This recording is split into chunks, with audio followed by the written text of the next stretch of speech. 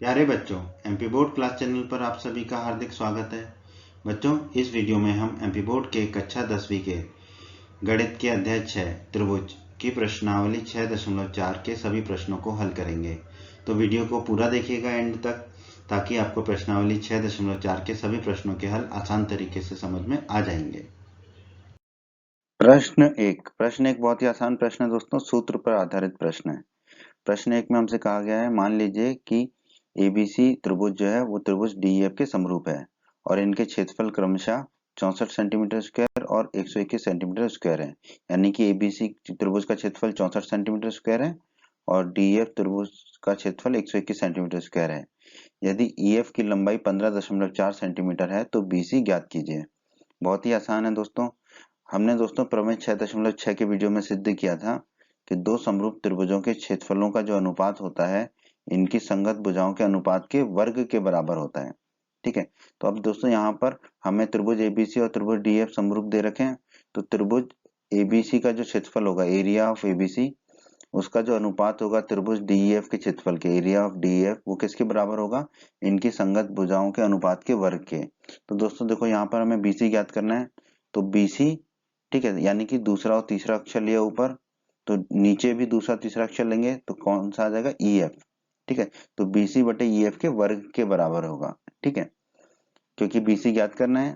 ठीक है, तो बीसी आ रहा है हमारा दूसरा और तीसरा अक्षर, तो बटे में भी दूसरा तीसरा अक्षर रखेंगे नीचे वाले त्रिभुज का, तो वो है ई और एफ, तो बटे में रखा ई एफ, तो इन दोनों के अनुपात के वर्ग के बराबर होगा। ठीक है, प्रमेय 6.6 से।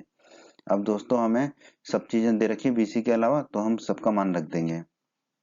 ठीक है, तो हमने रख दिया त्रिभुज एबीसी का क्षेत्रफल दे रखा है 64 सेंटीमीटर स्क्वायर, तो रख दिया 64।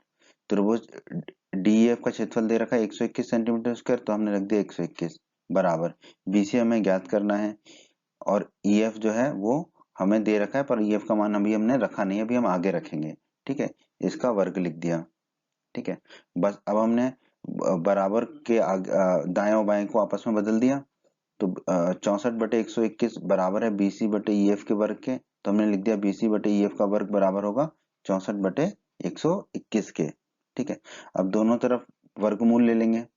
ठीक है, तो बीसी बटा ईएफ का वर्ग हट जाएगा वर्गमूल लेने पे, तो बीसी बटा ईएफ बचेगा और दाईं तरफ अंडर रूट लग जाएगा, तो दाईं तरफ हमने अंडर रूट लगा दिया, अंडर रूट 64/121। ठीक है, अब बीसी बटा ईएफ बराबर, ठीक है, तो ईएफ की जगह हम कितना रख देंगे? अब ईएफ कितना दे रखा है हमें? 15.4 सेंटीमीटर, तो बीसी बटा ईएफ की जगह रख दिया हमने 15.4 सेंटीमीटर बराबर। अंडर रूट के अंदर 64 को हम लिख सकते हैं 8 गुणा 8, 8 8 64 होता है, और बटे में 121 को लिख सकते हैं हम 11 गुणा 11, क्योंकि 11 गुणा 11 होता है 121। ठीक है, अब बीसी बटे 15.4, अब अंडर रूट में से देखो 8 गुणा 8 है तो एक 8 बाहर आ जाएगा, और बटे में 11 गुणा 11 है तो 11 बाहर आ जाएगा, तो हमें मिलेगा 8/11। अब हम क्या करेंगे दोस्तों, 15.4 को दाईं तरफ ले जाएंगे तो वो ऊपर चला जाएगा, तो हमें मिलेगा बीसी बराबर 8 गुणा 15.4, ऊपर चला गया, बटे में 11 है तो बटे में 11 लिख दिया। अब 8 गुणा 15.4 करेंगे तो हमें मिलेगा 123.2, तो बीसी हो गया हमारा 123.2 बटे 11। अब 123.2 में आप 11 का भाग दीजिए तो आपको प्राप्त होगा 11.2। ठीक है, तो बीसी आ गया हमारा 11.2 सेंटीमीटर। यही हमारा उत्तर होगा दोस्तों, यही हमें ज्ञात करना था बीसी, तो बीसी आ गया हमारा 11.2 सेंटीमीटर। प्रश्न 2 बहुत ही आसान प्रश्न है दोस्तों। प्रश्न 2 में हमसे कहा गया है एक समलंब एबीसीडी, तो हमने एक समलंब बना लिया एबीसीडी जिसमें ए बी डीसी के समांतर है, ए बी और डीसी समानांतर हैं। के विकर्ण परस्पर बिंदु ओ पर प्रतिच्छेद करते हैं, तो इसके दो विकर्ण होंगे ए सी और बी डी। ये दोनों कहाँ प्रतिच्छेद करते हैं? जहां भी प्रतिच्छेद करते हैं उसे हम बिंदु ओ मानेंगे प्रश्न के अनुसार। यदि ए बी बराबर 2 सी डी हो, ए बी की लंबाई हमें सी डी की लंबाई की दोगुनी दे रखी है, तो त्रिभुजों एओबी और सीओडी के क्षेत्रफलों का अनुपात ज्ञात कीजिए। तो दोस्तों इन दोनों त्रिभुज एओबी ये और त्रिभुज सीओडी, इन दोनों त्रिभुजों के क्षेत्रफल का अनुपात ज्ञात करने के लिए हम क्या करेंगे, हम देखते हैं कि क्या ये दोनों त्रिभुज समरूप हो सकते हैं कि नहीं। अगर समरूप हो जाएंगे तो हमारे लिए प्रश्न को हल करना आसान होगा। तो त्रिभुज एओबी और त्रिभुज सीओडी में, इन दोनों त्रिभुजों में ध्यान से देखिए, कोण बीएओ ये वाला कोण बराबर कोण डीसीओ, ये वाला कोण, ये दोनों कोण बराबर हैं। क्यों? क्योंकि देखिए ये दोनों कोण क्या है, एकांतर कोण है। ठीक है, अब एकांतर कोण है कैसे, ए बी और डी सी दो समांतर रेखाएं हैं, उनको एक तिर्यक रेखा AC काट रही है। तो अगर दो समांतर रेखाओं को एक तिर्यक रेखा प्रतिच्छेद करे तो एकांतर कोण बराबर होते हैं। तो ये दोनों एकांतर कोण फिर बराबर होंगे, क्योंकि ए बी डी सी दो समांतर रेखाएं हैं, भुजाएं हैं, उनको एक तिर्यक रेखा AC प्रतिच्छेद कर रही है, तो एकांतर कोण बराबर होंगे। तो कोण BAO बराबर होगा कोण DCO के। ठीक है, ये लिख दिया हमने यहाँ पर। कोण है तो एंगल के लिए A लिख दिया। अब कोण AOB, ये वाला कोण AOB बराबर होगा कोण COD के। ठीक है, कोण AOB बराबर होगा कोण COD के। क्यों? क्योंकि ये शीर्षाभिमुख कोण है और शीर्षाभिमुख कोण हमेशा बराबर होते हैं। ठीक है, तो कोण है तो एंगल के लिए हमने लिख दिया A। अब यहाँ पर लग जाएगी हमारी A कसौटी, एंगल एंगल कसौटी से, उससे दोनों त्रिभुज हो जाएंगे समरूप। क्रम क्या होगा, देखो तीन तीन अक्षर के हैं कोण, तो बीच बीच वाला अक्षर पकड़ेंगे। तो पहले पकड़ा A, फिर पकड़ा O, तो AO पकड़ लिया। फिर AOB में त्रिभुज में क्या रह गया B, तो अंत में हमने B रख दिया। समरूप होगा त्रिभुज, बीच वाला अक्षर पकड़ा C, फिर पकड़ा O, CO। फिर त्रिभुज COD में CO पकड़ लिया तो क्या बच गया D, तो हमने लिख दिया D। तो त्रिभुज AOB समरूप होगा त्रिभुज COD के। तो त्रिभुज AOB समरूप आ गया हमारा त्रिभुज COD के। ठीक है, ये आ गया। अब हमने दोस्तों प्रमेय 6.6 में सिद्ध किया था, दो समरूप त्रिभुजों के क्षेत्रफलों का जो अनुपात होता है इनकी संगत भुजाओं के अनुपात के वर्ग के बराबर होता है। ठीक है, तो त्रिभुज AOB का जो क्षेत्रफल होगा, एरिया ऑफ AOB, उसका अनुपात त्रिभुज COD के क्षेत्रफल के अनुपात के क्या होगा, इन दोनों त्रिभुज समरूप आए, त्रिभुज AOB और त्रिभुज COD, उन दोनों त्रिभुजों के क्षेत्रफल का अनुपात, यानी कि त्रिभुज AOB बटे त्रिभुज COD, ये किसके बराबर होगा, इन दोनों त्रिभुजों की संगत भुजाओं के अनुपात के वर्ग के। ठीक है, तो हम यहाँ पर पहला और अंतिम अक्षर ले लेते हैं। ठीक है, तो AB आ जाएगा ऊपर, नीचे भी वही पहला और अंतिम लेना पड़ेगा, तो नीचे आ जाएगा CD। तो AB बटा CD के वर्ग के बराबर होगा। अब हमने AB और CD क्यों लिया, क्योंकि हमें प्रश्न में दे रखा है AB बराबर 2CD। ठीक है, तो इसी से हमारा हल होगा आगे। तो दोनों त्रिभुजों का क्षेत्रफल का अनुपात आएगा उनकी संगत भुजाओं के अनुपात के वर्ग के बराबर, प्रमेय 6.6 से। ठीक है, तो हमने पहला और अंतिम अक्षर लिया AB, तो नीचे भी पहला और अंतिम अक्षर लेंगे CD। आगे बढ़ते हैं दोस्तों हमें प्रश्न में दिया गया है AB बराबर 2CD। ठीक है, तो अब हम यहाँ पर AB की जगह क्या रख देंगे, 2 गुणा CD रख देंगे। ठीक है, तो हमारा आ जाएगा त्रिभुज AOB का क्षेत्रफल बटे त्रिभुज COD का क्षेत्रफल बराबर, AB की जगह रख दिया 2CD, बटे में CD है ही, और उन दोनों का वर्ग। ठीक है, तो अब CD से CD कट जाएगा। ठीक है, तो हमें क्या बचेगा, 2/1। तो हमारा अनुपात आ जाएगा त्रिभुज AOB के क्षेत्रफल का अनुपात बटे त्रिभुज COD का क्षेत्रफल बराबर 2/1 का वर्ग। ठीक है, 2/1 का वर्ग कितना हो जाएगा दोस्तों, 2 का वर्ग 4 और 1 का वर्ग 1 ही रहेगा। ठीक है, तो ये आ गया हमारा 4/1। तो हम कह सकते हैं कि त्रिभुज AOB के क्षेत्रफल का जो अनुपात है वो त्रिभुज COD के क्षेत्रफल के कितना होगा, 4/1, क्योंकि ये 4/1 आया तो हमारा अनुपात में पूछा है हमसे ना, अनुपात ज्ञात कीजिए, तो आ जाएगा हमारा 4/1। तो यही हमारा उत्तर होगा दोस्तों इस प्रश्न का, 4/1।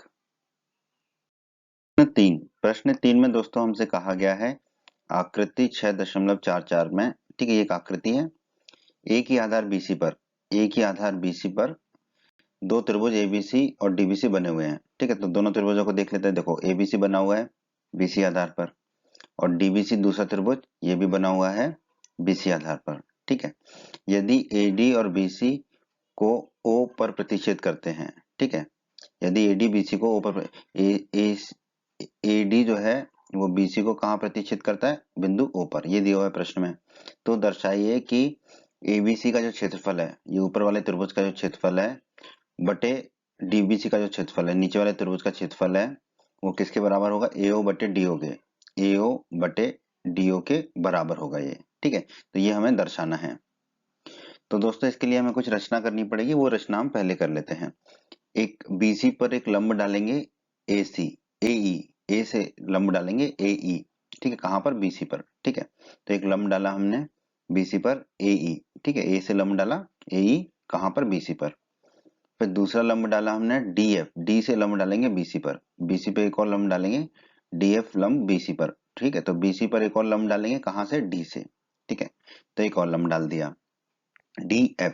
ठीक है, अब दोस्तों हम जानते हैं कि त्रिभुज के क्षेत्रफल का जो सूत्र होता है वो होता है त्रिभुज का क्षेत्रफल बराबर 1/2 गुणा आधार गुणा ऊंचाई। अब दोस्तों त्रिभुज एबीसी का क्षेत्रफल, ये वाले त्रिभुज का क्षेत्रफल क्या होगा, इसका आधार 1/2 तो लिख दिया हमने, गुणा आधार, आधार कितना है BC, और आधार पर लंब क्या है AE, तो आधार की जगह रख दिया BC और ऊंचाई हो गई हमारी AE। ठीक है, लंब और ऊंचाई एक ही चीज होती है। अब त्रिभुज DBC का क्षेत्रफल, त्रिभुज DBC ये है, इसका क्षेत्रफल भी क्या होगा 1/2 लिख दिया गुणा आधार, इसका भी आधार कितना है BC है, और इस आधार से ऊंचाई कितनी है DF। ठीक है, ऊंचाई कितनी है DF, क्योंकि लंब जो डाला है वो हमने DF डाला है, तो ऊंचाई की जगह लिख दिया हमने DF। अब इन दोनों त्रिभुजों के क्षेत्रफल का अनुपात ले लेते हैं। ठीक है, त्रिभुज एबीसी के क्षेत्रफल में भाग दे देते हैं त्रिभुज डीबीसी के क्षेत्रफल में। ठीक है, तो त्रिभुज एबीसी का क्षेत्रफल कितना है 1/2 गुणा BC गुणा E, तो वो लिख दिया, बट्टे में क्या लिख देंगे, जो त्रिभुज डीबीसी का क्षेत्रफल है 1/2 गुणा BC गुणा DF, तो हमने लिख दिया 1/2 गुणा BC गुणा DF। अब देखिए 1/2 ऊपर है 1/2 नीचे, आपस में कट जाएगा, BC ऊपर है BC नीचे, आपस में कट जाएगा, तो त्रिभुज एबीसी का क्षेत्रफल बटे त्रिभुज डीबीसी का क्षेत्रफल, ये कितना आ जाएगा दोस्तों हमारा AE बटा DF, क्योंकि यही शेष रह जाएगा AE बटा DF। ठीक है, इसे हम मान लेंगे दोस्तों समीकरण 1। आगे बढ़ते हैं दोस्तों, त्रिभुज EOA। ठीक है, त्रिभुज EOA ये वाला त्रिभुज, और त्रिभुज FOD इस त्रिभुज में। ठीक है, हम देखते हैं कि हमें क्या मिलता है, कोण E बराबर कोण F। देखिए कोण E कितने का होगा 90 डिग्री का, क्योंकि लंब है ये, और कोण F भी कितना होगा यहाँ पर 90 डिग्री का। ठीक है, ये दोनों कोण कितने के होंगे, हमने बाहर दिखाया पर ये अंदर वाले कोण होंगे दोनों 90 डिग्री के। ठीक है, जगह नहीं थी तो अंदर नहीं दिखा पाए हम ना, पर इधर वाला कोण 90 है तो इधर वाला भी 90 होगा, उसी प्रकार ये 90 है तो ये भी 90 डिग्री का होगा। तो कोण E बराबर कोण F दोनों 90 डिग्री हैं। एंगल के लिए हमने A लिख दिया कोण के लिए, और कोण O बराबर कोण O, ये वाला कोण O, ठीक है, इस वाले कोण O के बराबर होगा। क्यों, क्योंकि दोनों क्या है शीर्षाभिमुख कोण है, तो हमने लिख दिया कोण है तो एंगल के लिए A लिख दिया हमने। ठीक है, अब दो एंगल बराबर हो गए, दो कोण बराबर हो गए, तो A कसौटी से दोनों जो त्रिभुज हैं वो हमारे समरूप हो जाएंगे। क्रम देख लेते हैं EO। ठीक है, EO लिखा, अब त्रिभुज में क्या बच गया A, तो अंत में A लिख दिया, तो त्रिभुज EOA समरूप होगा त्रिभुज FO। ठीक है, दोनों कोणों का पहला पहला अक्षर मतलब जो भी अक्षर है वो लिखा FO उसी क्रम में, फिर त्रिभुज FOD में क्या बच गया D, तो अंत में लिख दिया D। तो त्रिभुज EOA समरूप होगा त्रिभुज FOD के, किस कसौटी से AA कसौटी से। अब दोस्तों अध्याय 6 के परिचय के वीडियो में हमने पढ़ा था कि यदि दो त्रिभुज समरूप हो तो समरूप त्रिभुजों की संगत भुजाएं एक ही अनुपात में होती हैं। तो दोस्तों यहाँ पर ध्यान दीजिए, हम लिख रहे हैं तीसरा अक्षर फिर दूसरा अक्षर, यानी कि AO। ठीक है, तो AO लिखा, बट्टे में फिर दाईं तरफ भी वैसे ही करेंगे, तीसरा और दूसरा अक्षर, तीसरा अक्षर है D, दूसरा है O, तो बट्टे में लिख दिया DO बराबर। ठीक है, फिर तीसरा और पहला अक्षर लिख रहे हैं, तीसरा अक्षर है A, पहला है E, तो AE, बट्टे में दाईं तरफ भी वैसे ही करना पड़ेगा, तीसरा और पहला, तीसरा है D और पहला है F, तो बट्टे में लिख दिया हमने DF। ठीक है, तीसरा D है पहला F है तो DF, तो बट्टे में DF लिख दिया, तो हमें मिल रहा है AO बटा DO बराबर AE बटा DF। इसे कह देंगे हम समीकरण 2। दोस्तों समीकरण 1 और समीकरण 2 को ध्यान से देखिए, दोनों में दाईं तरफ क्या है AE बटा DF, AE बटा DF, तो इसका मतलब क्या है दोनों के बाईं तरफ भी आपस में बराबर होंगे। ठीक है, तो हम लिख देंगे समीकरण 1 बराबर समीकरण 2। इसका मतलब क्या होगा कि त्रिभुज एबीसी का क्षेत्रफल बटे त्रिभुज डीबीसी का क्षेत्रफल किसके बराबर होगा AO बटा DO के, क्योंकि ये दोनों ही किसके बराबर हैं AE बटे DF के। तो हमारा आ गया त्रिभुज एबीसी का क्षेत्रफल बटे त्रिभुज डीबीसी का क्षेत्रफल बराबर AO बटा DO। और दोस्तों प्रश्न में हमें यही दर्शाना था, तो दोस्तों यही हमारे इस प्रश्न का उत्तर है। प्रश्न 4 में दोस्तों हमसे कहा गया है यदि दो समरूप त्रिभुजों के क्षेत्रफल बराबर हों तो सिद्ध कीजिए कि वे त्रिभुज सर्वांगसम होते हैं। तो दोस्तों हम मान लेते हैं कि दो त्रिभुज ABC और DEF हैं जो कि समरूप है, जो प्रश्न में दिया गया है। तो जो दो समरूप त्रिभुज दे रखे हैं वो हमने मान लिया, एक त्रिभुज है हमारा ABC और दूसरा है DEF, ये दोनों त्रिभुज समरूप है, ये प्रश्न में दिया गया है। ठीक है, और प्रश्न में क्या दिया गया है हमको कि इन दोनों समरूप त्रिभुजों के क्षेत्रफल बराबर हैं, तो त्रिभुज एबीसी का क्षेत्रफल बराबर होगा त्रिभुज DEF के क्षेत्रफल के, ये प्रश्न में दिया गया है। ठीक है, दो समरूप त्रिभुजों के क्षेत्रफल बराबर हो। ठीक है, अब दोस्तों प्रमेय 6.6 के वीडियो में हमने सिद्ध किया था दो समरूप त्रिभुजों के क्षेत्रफलों का जो अनुपात होता है वो इनकी संगत भुजाओं के अनुपात के वर्ग के बराबर होता है। ठीक है, हमने वहां निकाला था कि अगर दो त्रिभुज समरूप हैं, ठीक है, तो उन दोनों त्रिभुजों के क्षेत्रफलों का अनुपात, ठीक है, यहाँ पर कौन से त्रिभुज समरूप हैं, एबीसी और डीएफ, तो एबीसी और डीएफ का जो क्षेत्रफल होगा दोनों त्रिभुजों का वो क्या होगा, इनकी संगत भुजाओं के अनुपात के वर्ग के बराबर होगा प्रमेय 6.6 से। ठीक है, तो हम लिख देंगे त्रिभुज एबीसी का क्षेत्रफल बटे त्रिभुज डीएफ का क्षेत्रफल बराबर ए बी बटा डी पहला और दूसरा अक्षर लिया का वर्ग बराबर दूसरा तीसरा अक्षर लेंगे बीसी बटा ई एफ का वर्ग बराबर तीसरा और पहला अक्षर लिया सी ए और एफ डी, सी ए बटे एफ डी का वर्ग। ठीक है, ये आ जाएगा।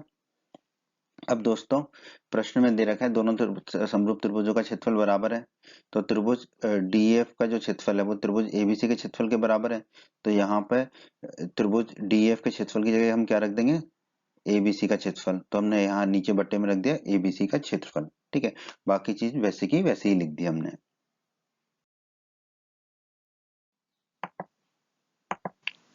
तो दोस्तों अब यहाँ पर देखिए ऊपर भी एबीसी का क्षेत्रफल है और नीचे भी एबीसी का क्षेत्रफल है, तो दोनों आपस में कट जाएंगे, तो क्या बचेगा हमारा एक।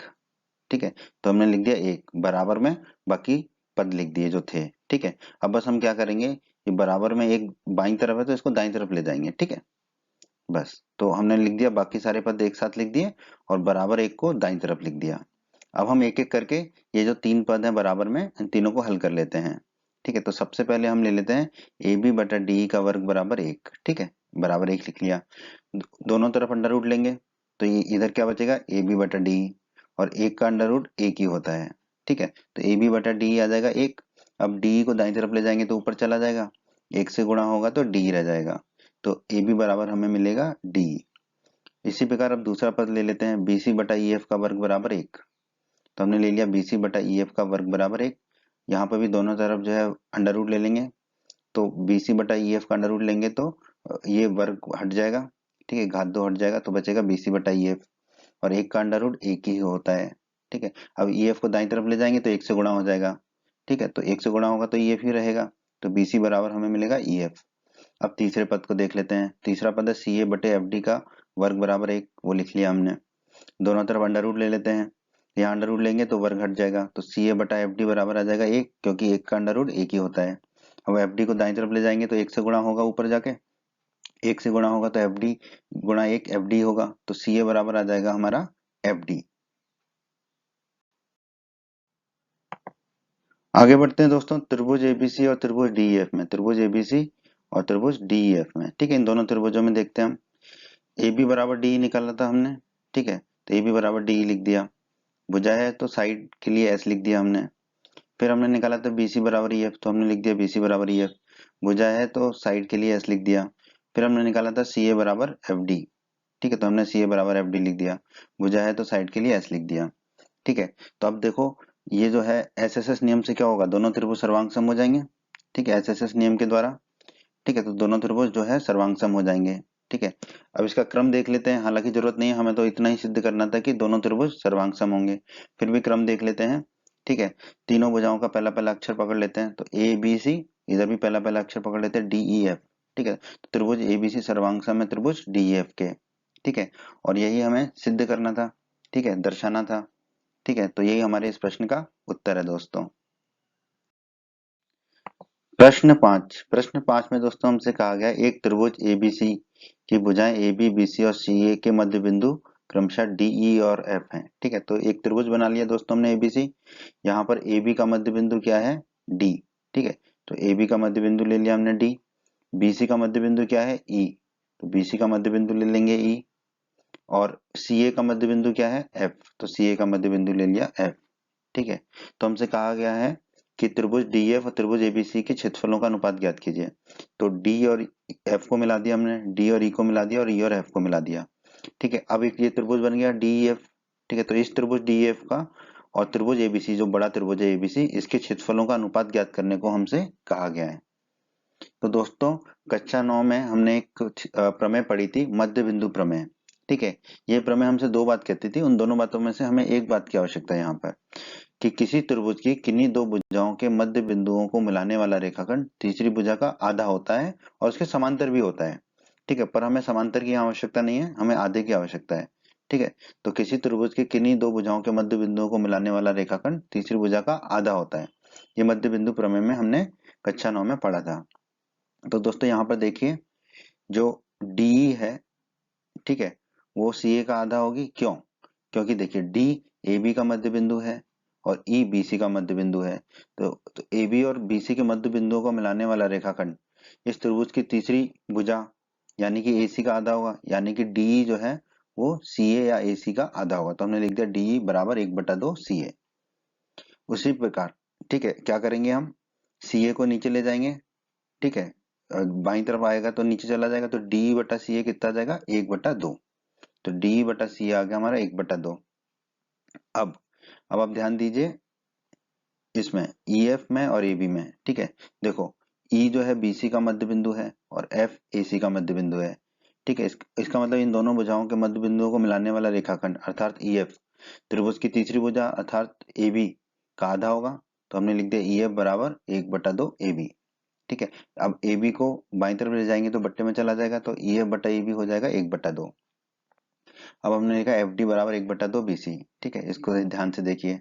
ठीक है, देखो डी और एफ, डी जो है ए बी का मध्य बिंदु है, एफ जो है ए सी का मध्य बिंदु है। इन दोनों मध्य बिंदुओं को मिलाने वाला रेखाखंड त्रिभुज की तीसरी भुजा यानी कि बी सी का आधा होगा। तो हमने लिख दिया एफ डी। ठीक है, एफ डी बराबर 1/2 बी सी, ये लिख दिया हमने।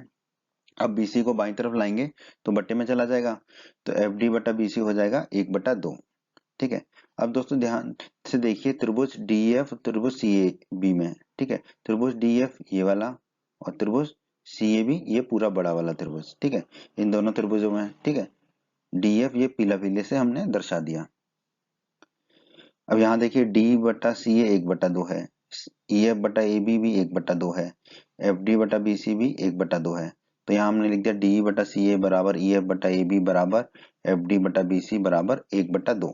ठीक है, इसका मतलब क्या है कि एस एस एस कसौटी से ये दोनों त्रिभुज क्या हो जाएंगे, समरूप हो जाएंगे। ठीक है, क्यों? क्योंकि इन दोनों त्रिभुजों की संगत भुजाओं का अनुपात एक ही है। कितना है, 1/2 बराबर अनुपात में है। ठीक है, अब आ जाती है बात क्रम की। ठीक है, तो देखो ऊपर देखिए ध्यान से, पहले हम डी से चले ई, फिर ई से चले एफ, फिर एफ से वापस आ गए डी पर। ठीक है, तो हमारा क्रम क्या हो जाएगा, पहला पहला अक्षर पकड़ लीजिए डी ई एफ, त्रिभुज डी एफ। दाईं तरफ भी देखिए सी से चले ए, फिर ए से चले बी, फिर बी से आ गए सी पर। तो पहला पहला अक्षर पकड़ लीजिए सी ए बी, तो लिख दिया हमने सी ए बी। तो त्रिभुज डी एफ समरूप होगा त्रिभुज सी ए बी के। त्रिभुज डी ई एफ जो है वो समरूप होगा त्रिभुज सी ए बी के। ठीक है, आगे बढ़ते हैं दोस्तों। दोस्तों हमने प्रमेय 6.6 के वीडियो में सिद्ध किया था कि दो समरूप त्रिभुजों का जो क्षेत्रफल का अनुपात होता है वो इनकी संगत भुजाओं के अनुपात के वर्ग के बराबर होता है। ये हमने वहां पर सिद्ध किया था। तो त्रिभुज डीईएफ और त्रिभुज सीएबी के क्षेत्रफलों का अनुपात कितना होगा, इनकी संगत भुजाओं के अनुपात के वर्ग के बराबर।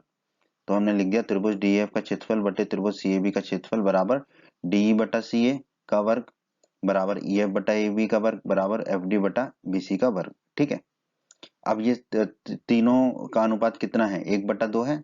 ठीक है, तो इनकी जगह क्या रख देंगे हम, 1/2। तो त्रिभुज डीएफ का क्षेत्रफल बटे त्रिभुज एबीसी का क्षेत्रफल जो है कितना आ गया हमारा, 1/2 के वर्ग। ठीक है, अब देखिए यहाँ पर ध्यान दीजिए, हमने त्रिभुज सी ए बी का क्षेत्रफल लिखा था। ठीक है, त्रिभुज सी ए बी, ठीक है, या कह लें त्रिभुज एबीसी एक ही बात है, क्योंकि क्षेत्रफल तो वही रहेगा। क्षेत्रफल के लिए क्रम की आवश्यकता नहीं होती है। तो हम त्रिभुज सी ए बी का क्षेत्रफल कहें या त्रिभुज एबीसी का क्षेत्रफल कहें, एक ही बात है। ठीक है, तो यहाँ हमने बट्टे में लिख दिया त्रिभुज एबीसी का क्षेत्रफल, सीएबी की जगह एबीसी कर दिया। क्रम का कोई महत्व नहीं है क्षेत्रफल में। ठीक है, बराबर होता है क्षेत्रफल। ठीक है, तो जो सीएबी का क्षेत्रफल होगा त्रिभुज का, वही त्रिभुज एबीसी का क्षेत्रफल होगा, क्योंकि त्रिभुज तो वही है। तो त्रिभुज डीएफ का क्षेत्रफल बटे त्रिभुज एबीसी का क्षेत्रफल, त्रिभुज सीएबी की जगह हमने लिख दिया त्रिभुज एबीसी यहाँ पर।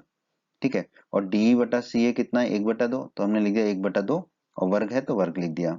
ठीक है, अब इसको हल कर लेते हैं। एक का वर्ग 1 होगा और 2 का वर्ग होगा 4, तो ये हो जाएगा 1/4। ठीक है, तो त्रिभुज डी एफ का क्षेत्रफल बटे त्रिभुज एबीसी का क्षेत्रफल कितना है 1/4, यानी कि त्रिभुज डीएफ और त्रिभुज एबीसी के क्षेत्रफलों का अनुपात कितना आया 1/4।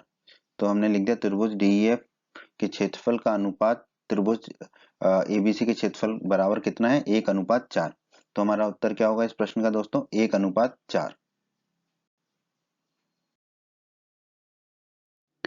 बच्चों, अगर आप हमारे एमपी बोर्ड क्लास चैनल पर नए हैं और आपने अभी तक अगर हमारे चैनल को सब्सक्राइब नहीं किया है तो सब्सक्राइब बटन को दबाकर हमारे चैनल को सब्सक्राइब कर लें और बेल आइकन को भी दबा दें, जिससे आपको हमारे चैनल के नए नए वीडियोस के नोटिफिकेशन सबसे पहले मिलेंगे।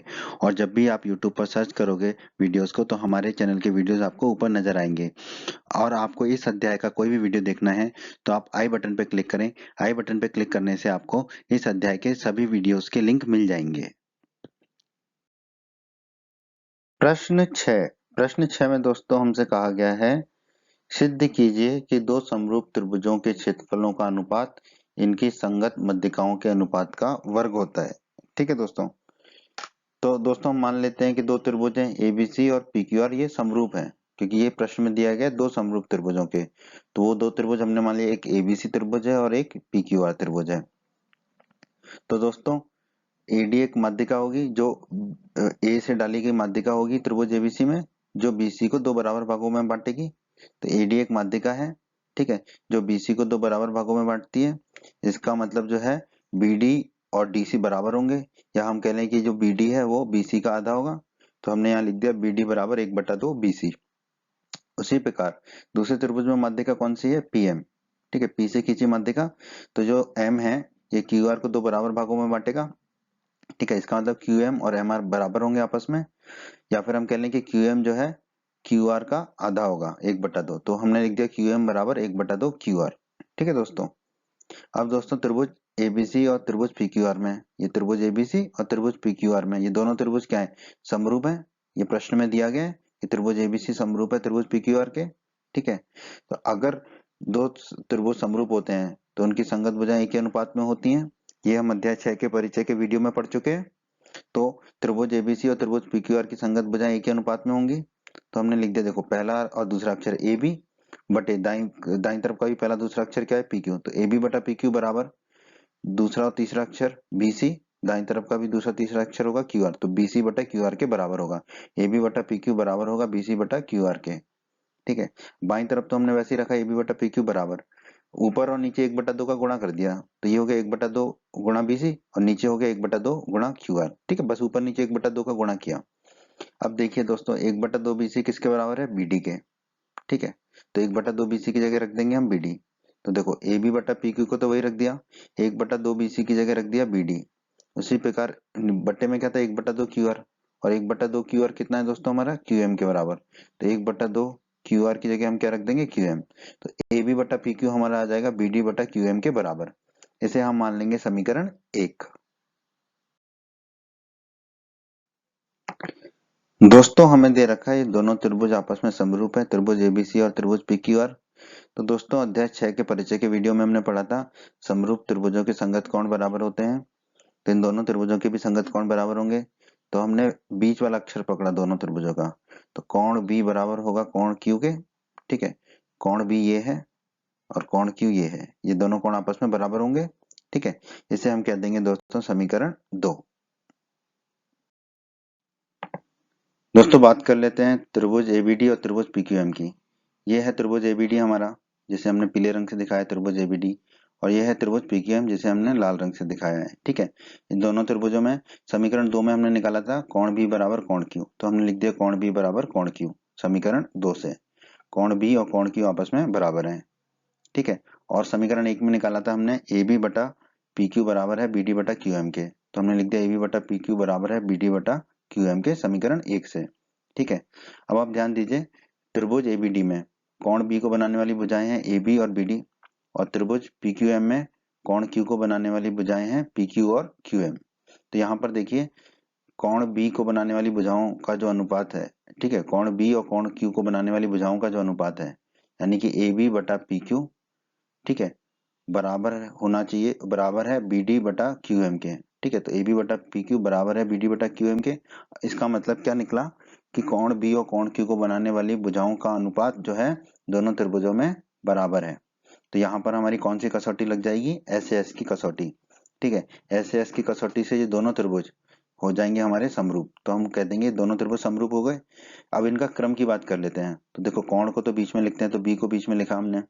फिर हम बाईं तरफ वाले त्रिभुज की बात कर रहे हैं। पहले कोण को बीच में लिखा, पहली भुजा कोण पे खत्म होगी, हो रही है बी पर, तो ए जो है सबसे पहले लिख देंगे, पहला अक्षर जो है भुजा का, तो ए लिख दिया। फिर दूसरी भुजा कोण से शुरू होगी, तो दूसरी भुजा का जो दूसरा अक्षर है वो तीसरा अक्षर होगा हमारा। तो हो गया त्रिभुज एबीडी, समरूप होगा त्रिभुज। अब कोण क्या है इसमें, दाईं तरफ क्यू, तो हमने क्यू को बीच में रखा। अब बट्टे में देखिए, पहली भुजा क्यू पे खत्म हो रही है कोण पे, तो पहली भुजा का पहला अक्षर हमारा पहला अक्षर हो जाएगा। दूसरी भुजा कोण से शुरू हो रही है क्यू से, तो दूसरी भुजा का दूसरा अक्षर जो है वो हमारा अंतिम अक्षर होगा, तीसरा अक्षर। तो हमें मिलेगा त्रिभुज पीक्यूएम। तो त्रिभुज एबीडी समरूप हो गया त्रिभुज पीक्यूएम के। दोस्तों अध्याय 6 के परिचय के वीडियो में हमने पढ़ा था समरूप त्रिभुजों की संगत भुजाएं एक ही अनुपात में होती हैं। तो त्रिभुज एबीडी और त्रिभुज पीक्यूएम की संगत भुजाएं एक ही अनुपात की होंगी। तो यहाँ पर देखिए, पहला और दूसरा अक्षर लिया हमने ए बी, तो दाईं तरफ वाला भी पहला और दूसरा लेंगे यानी कि पी क्यू। तो ए बी बटा पी क्यू किसके बराबर होगा। अब हमने पहला और तीसरा अक्षर लिया यानी कि ए डी, दाईं तरफ भी पहला और तीसरा लेंगे यानी कि पी एम, तो बराबर होगी ए डी बटा पी एम के। तो ए बी बटा पी क्यू होगा हमारा ए डी बटा पी के, ए डी बटा पी एम के बराबर। ठीक है, इसे हम मान लेंगे दोस्तों समीकरण 3। हमने समीकरण 3 को लिख लिया। और दोस्तों हमें प्रश्न में ही दे रखा है कि दोनों त्रिभुज समरूप हैं, एबीसी और पीक्यूआर। ठीक है, दो समरूप त्रिभुज हैं। तो दोस्तों हमने प्रमेय 6.6 के वीडियो में सिद्ध किया था कि दो समरूप त्रिभुजों के क्षेत्रफलों का जो अनुपात है इनकी संगत भुजाओं के अनुपात के वर्ग के बराबर होता है। तो त्रिभुज एबीसी का क्षेत्रफल बटे त्रिभुज पीक्यूआर का क्षेत्रफल क्या होगा, इनकी संगत भुजाओं के अनुपात के वर्ग के बराबर। तो पहला दूसरा अक्षर ले लिया ए बी, बटे में भी पहला दूसरा अक्षर लेंगे यानी कि पीक्यू, तो ए बी बटे पीक्यू के वर्ग के बराबर होगा। ठीक है, अब देखिए समीकरण 3 में ए बी बटा पी क्यू किसके बराबर है, ए डी बटा पी एम के। तो हम ए बी बटा पी क्यू की जगह रख देंगे ए डी बटा पी एम। ठीक है, तो हमने बस ए बी बटा पी क्यू की जगह रख दिया ए डी बटा पी एम। तो हमारा आ गया कि दोनों त्रिभुजों के क्षेत्रफल का अनुपात कितना आ गया, ए डी बटा पी एम के वर्ग के बराबर। ए डी भी हमारी माध्यिका थी, ठीक है, और पी एम भी माध्यिका थी, यानी कि दोनों त्रिभुजों के क्षेत्रफल का अनुपात क्या आ गया हमारे, इनकी संगत माध्यिकाओं के अनुपात के वर्ग के बराबर आ गया। ठीक है, तो हम कह सकते हैं कि अतः दो समरूप त्रिभुजों के क्षेत्रफल का अनुपात इनकी संगत माध्यिकाओं के अनुपात का वर्ग होता है। यही हमें सिद्ध करना था इस प्रश्न में, तो हमने सिद्ध कर दिया। तो यही हमारे इस प्रश्न का उत्तर है दोस्तों।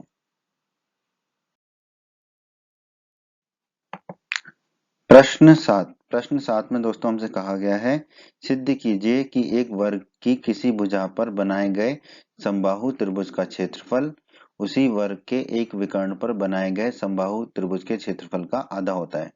ठीक है दोस्तों, समबाहु त्रिभुज क्या होता है, समबाहु त्रिभुज वो त्रिभुज होता है जिसकी तीनों भुजाओं की लंबाई बराबर होती है और उस त्रिभुज के तीनों कोण जो है 60 डिग्री के होते हैं। ठीक है, तो प्रश्न को हम पहले बना लेते हैं।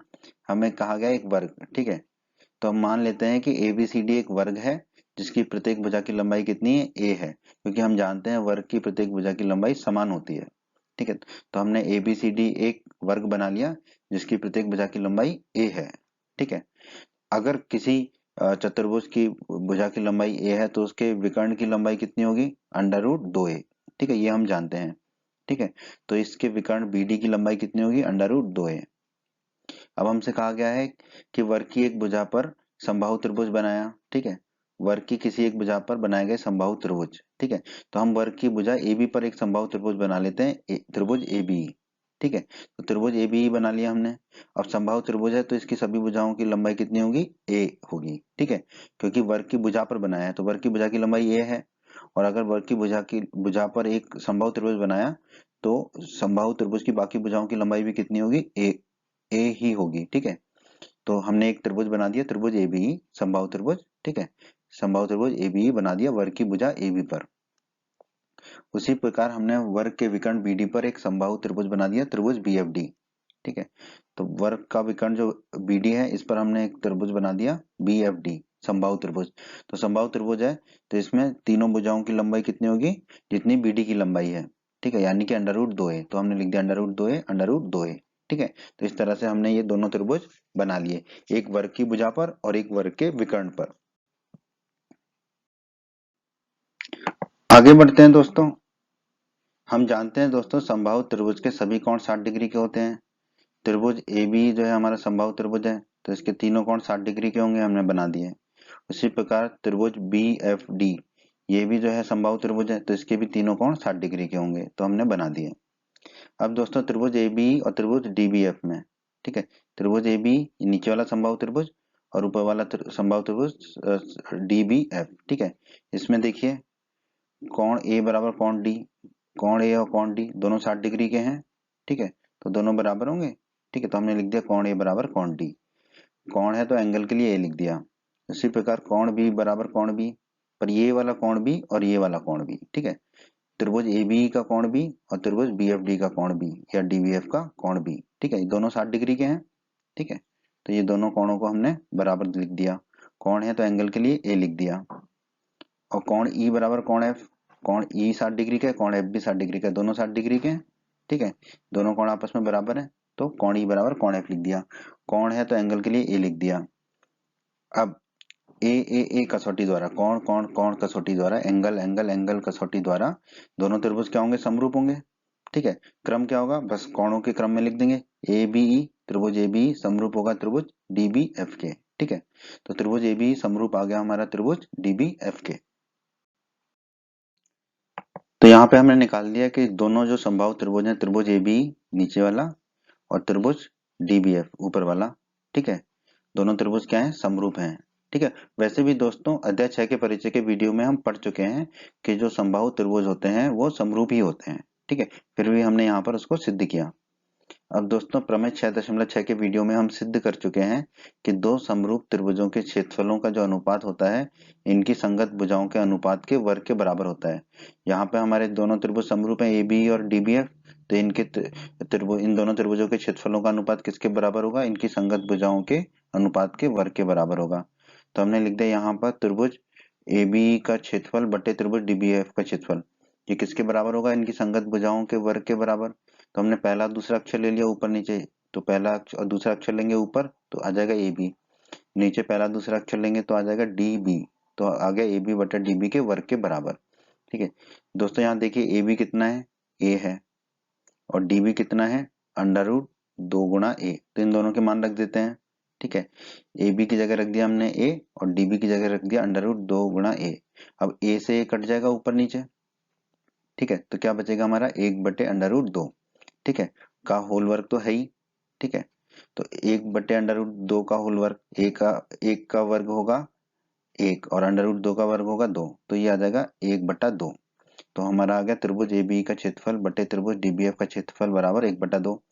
अब ये जो बटे में है त्रिभुज डी बी एफ का क्षेत्रफल, इसको हम दाईं तरफ ले जाएंगे तो ऊपर चला जाएगा, तो हमारा आ जाएगा त्रिभुज ए बी का क्षेत्रफल बराबर 1 बटा 2 त्रिभुज डी बी एफ का क्षेत्रफल। दोस्तों यही हमें सिद्ध करना था कि एक वर्ग की किसी भुजा पर बनाए गए समबाहु त्रिभुज का जो क्षेत्रफल है, यानी कि त्रिभुज ए बी का क्षेत्रफल जो है, ठीक है, वर्ग की भुजा पर बनाए गए त्रिभुज का क्षेत्रफल उसी वर्ग के विकर्ण पर बनाए गए समबाहु त्रिभुज के क्षेत्रफल, उसी वर्ग के विकर्ण यानी कि डीबी या बीडी के, बीडी जो विकर्ण है उस पर बनाया गया समबाहु त्रिभुज डीबीएफ, ठीक है, का आधा होता है। तो देखो डीबीएफ के क्षेत्रफल का आधा आ गया, ठीक है, यही हमें दर्शाना था। तो दोस्तों यही हमारा उत्तर है इस प्रश्न का। प्रश्न 8 में दोस्तों हमसे कहा गया है सही उत्तर चुनिए और अपने उत्तर का औचित्य दीजिए। इस प्रश्न में हमें 4 विकल्प दे रखे हैं ए बी सी और डी, हमें बताना है इनमें से कौन सा विकल्प सही है, ठीक है। प्रश्न में हमसे कहा गया है कि ए बी सी और बी डी दो समबाहु त्रिभुज हैं, इस प्रकार है कि डी भुजा बी सी का मध्य बिंदु है। त्रिभुजों ए बी सी और बी डी के क्षेत्रफलों का अनुपात क्या होगा। दोस्तों हमने एक समबाहु त्रिभुज बना दिया एबीसी जो हमें प्रश्न में दे रखा है, फिर हमें प्रश्न में दे रखा है कि डी जो है भुजा बीसी का मध्य बिंदु है, तो एक डी मध्य बिंदु ले लिया भुजा बीसी का, ठीक है। अब दोस्तों ध्यान दीजिए कि बीसी बराबर 2 बीडी होगा, कैसे, डी भुजा बीसी का मध्य बिंदु है, इसका मतलब जो है बीडी जो है वो बीसी का आधा होगा, इसका मतलब बीसी जो है बीडी का 2 गुना होगा, तो हमने लिख दिया बीसी बराबर 2 गुना बीडी, ठीक है। और हमें दे रखा है एबीसी और बीडी दो समबाहु त्रिभुज हैं, ठीक है। तो दोस्तों हम जानते हैं, वैसे तो अध्याय 6 के परिचय के वीडियो में हमने पढ़ा था कि दो समबाहु त्रिभुज हमेशा समरूप होते हैं, फिर भी हम इन दोनों त्रिभुजों को समरूप इस प्रश्न में सिद्ध कर देंगे, ठीक है। आप चाहें तो सीधे सीधे भी लिख सकते हैं कि दो समबाहु त्रिभुज जो है समरूप होते हैं। तो एबीसी तो समबाहु त्रिभुज है, इसकी तीनों भुजाएं बराबर हैं। अब हमें बीडी एक त्रिभुज बनाना है जो समबाहु त्रिभुज हो। तो बीडी की लंबाई तो यहाँ पर निश्चित हो गई है, तो उसी लंबाई की और दो भुजाएं लेनी होंगी हमने। तो हमने ले ली डीई और बी। ठीक है, ये जो है बीडी के बराबर ही होंगे, तो बीडी भी हमारा एक समबाहु त्रिभुज हो जाएगा। अब दोस्तों हम बचपन से पढ़ते आए हैं समबाहु त्रिभुज के सभी कोण कितने होते हैं, 60 डिग्री के होते हैं। ठीक है, तो कोण ए जो है त्रिभुज एबीसी में कोण ए 60 डिग्री होगा, कोण बी 60 डिग्री होगा और कोण सी 60 डिग्री होगा। उसी प्रकार त्रिभुज बीडी में भी तीनों कोण 60 डिग्री होंगे, तो कोण बी तो 60 डिग्री लिख ही लिया, कोण डी भी 60 डिग्री होगा और कोण ई भी 60 डिग्री होगा। आगे बढ़ते हैं दोस्तों त्रिभुज एबीसी और त्रिभुज ईबीडी में। ठीक है, ये बड़ा त्रिभुज एबीसी और त्रिभुज ईबीडी में। ठीक है, यहाँ देखिए कोण ए बराबर कोण ई, कोण ए और कोण ई जो है 60 डिग्री के हैं दोनों, तो दोनों बराबर होंगे। कोण है तो एंगल के लिए ए लिख दिया। उसी प्रकार कोण बी बराबर कोण बी, ये तो 60 डिग्री है ही, दोनों 60 डिग्री हैं। ठीक है, कोण है तो एंगल के लिए ए लिख दिया। उसी प्रकार कोण सी बराबर कोण डी, कोण सी और कोण डी ये दोनों 60 डिग्री के हैं, बराबर होंगे। कोण के लिए एंगल के लिए लिख दिया। तो ए कसौटी से, ठीक है, ए कसौटी या कोण कोण कोण या एंगल एंगल एंगल कसौटी द्वारा क्या होगा, दोनों त्रिभुज समरूप हो जाएंगे। ठीक है, क्रम क्या होगा, यही होगा, ए बी सी समरूप होगा त्रिभुज किसके, त्रिभुज ईबीडी के। तो त्रिभुज एबीसी समरूप होगा त्रिभुज ईबीडी के।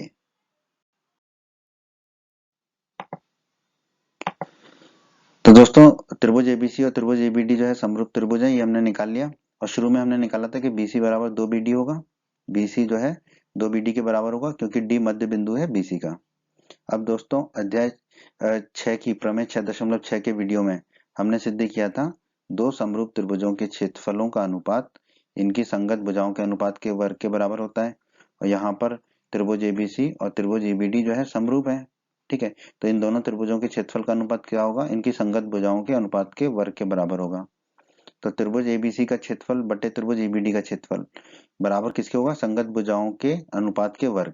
तो हम यहाँ पर दूसरा और तीसरा अक्षर पकड़ रहे हैं, दूसरा और तीसरा अक्षर है बी और सी, तो बटे में भी दूसरा तीसरा अक्षर पकड़ेंगे यानी कि बीडी। तो बीसी बटा बीडी ये संगत भुजाएं होंगी के वर्ग के बराबर होगा। ठीक है, अब यहाँ पर बीसी की जगह हम क्या रख सकते हैं, 2 गुणा बीडी, तो बस बीसी की जगह यहाँ पर रख देंगे 2 गुणा बीडी। ठीक है, बाकी सब वही लिखा हमने, बीसी की जगह लिख दिया 2 गुणा बीडी। ठीक है, ऊपर बीडी है नीचे बीडी आपस में कट जाएगा, तो ये बचेगा 2/1।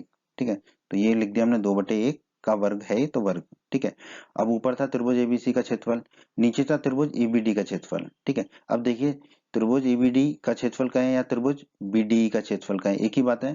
क्षेत्रफल के लिए क्रम का कोई महत्व नहीं होता, क्योंकि त्रिभुज एबीडी और त्रिभुज बीडीई एक ही त्रिभुज है। तो हमने त्रिभुज ईबीडी के क्षेत्रफल की जगह लिख दिया यहाँ पर त्रिभुज बीडीई का क्षेत्रफल, क्योंकि बात एक ही है, क्षेत्रफल में क्रम का कोई महत्व नहीं होता है। ठीक है, अब आप देखिए 2 का वर्ग हो जाएगा 4 और बट्टे में 1 का वर्ग हो जाएगा 1, तो ये आ जाएगा त्रिभुज एबीसी का क्षेत्रफल बटे त्रिभुज बीडीई का क्षेत्रफल बराबर 4/1। यानी कि त्रिभुज एबीसी के क्षेत्रफल का अनुपात त्रिभुज बीडीई के क्षेत्रफल के साथ कितना आ रहा है, 4:1। तो हमने लिख दिया त्रिभुज एबीसी का क्षेत्रफल अनुपात त्रिभुज बीडी का क्षेत्रफल कितना हो गया, 4:1। अब हम आ जाते हैं हमारे विकल्पों पर, तो कौन सा विकल्प हमें दे रहा है 4:1, विकल्प सी। ठीक है, विकल्प सी दे रहा है हमें 4:1, तो हमारे इस प्रश्न का उत्तर होगा विकल्प सी अर्थात 4:1।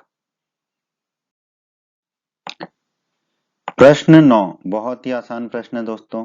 प्रश्न 9 में भी प्रश्न 8 की तरह सही उत्तर चुनिए और अपने उत्तर का औचित्य दीजिए। यहाँ पर भी हमें 4 विकल्प दे रखे हैं दोस्तों, चारों विकल्पों में से हमें बताना है कौन सा विकल्प हमारे प्रश्न का सही उत्तर है। हमें प्रश्न में कहा गया है दो समरूप त्रिभुजों की भुजाएं 4:9 के अनुपात में हैं, इन त्रिभुजों के क्षेत्रफल का अनुपात ज्ञात कीजिए। ठीक है, क्या होगा, तो दोस्तों हमने प्रमेय 6.6 के वीडियो में पढ़ा था कि दो समरूप त्रिभुजों के क्षेत्रफलों का अनुपात जो है इनकी संगत भुजाओं के अनुपात के वर्ग के बराबर होता है, ये हमने सिद्ध किया था वहां पर। तो दो समरूप त्रिभुजों का क्षेत्रफल का अनुपात क्या होगा, संगत भुजाओं का अनुपात का वर्ग। ठीक है, और यहाँ पर भुजाओं का अनुपात कितना दे रखा है हमें, 4:9। ठीक है, तो दो समरूप त्रिभुजों के क्षेत्रफल का अनुपात कितना होगा यहाँ पे, 4/9, क्योंकि 4:9 दे रखा है, 4/9 का वर्ग। ठीक है, 4 का वर्ग कितना हो जाएगा दोस्तों 16, और 9 का वर्ग कितना हो जाएगा 81। ठीक है, क्योंकि 4 गुणा 4 होता है 16 और 9 गुणा 9 होता है 81, तो 4 का वर्ग हो गया 16, 9 का वर्ग हो गया 81, तो हमें मिल गया 16/81। तो दो समरूप त्रिभुजों के क्षेत्रफल का अनुपात कितना आ गया हमारा, 16:81। अब हम देख लेते हैं कौन सा विकल्प में हमें 16:81 दे रखा है, विकल्प डी में। ठीक है, तो विकल्प डी हमारा सही उत्तर होगा। तो हमारे इस प्रश्न का उत्तर क्या होगा दोस्तों, विकल्प डी, या हम कह देंगे 16:81। उम्मीद करते हैं बच्चों आपको एमपी बोर्ड क्लास का ये वीडियो पसंद आया होगा। बच्चों अगर आप हमारे चैनल पर नए हैं और आपने अभी तक चैनल को सब्सक्राइब नहीं किया है तो आप सब्सक्राइब बटन को दबाकर जल्दी से चैनल को सब्सक्राइब कर लीजिए और बेल आइकन को भी दबा दीजिए। बेल आइकन को दबाने से क्या होगा, हमारे चैनल पर जब भी कोई नया वीडियो आएगा तो उसका नोटिफिकेशन सबसे पहले आपको मिलेगा और यूट्यूब सर्च में भी आपको हमारे वीडियोस ऊपर नजर आएंगे। और आप हमारे वीडियोस को अपने सभी दोस्तों के साथ फेसबुक और व्हाट्सएप पर अवश्य शेयर कीजिए जिससे आपके दोस्तों का भी लाभ हो सके। वीडियो पसंद आया है तो वीडियो को लाइक जरूर कर दीजिएगा। और इस अध्याय के बाकी अन्य वीडियोस देखने के लिए आप आई बटन पर क्लिक करें। आई बटन पर क्लिक करने से आपको इस अध्याय के बाकी सभी वीडियोस के लिंक प्राप्त हो जाएंगे। धन्यवाद बच्चों।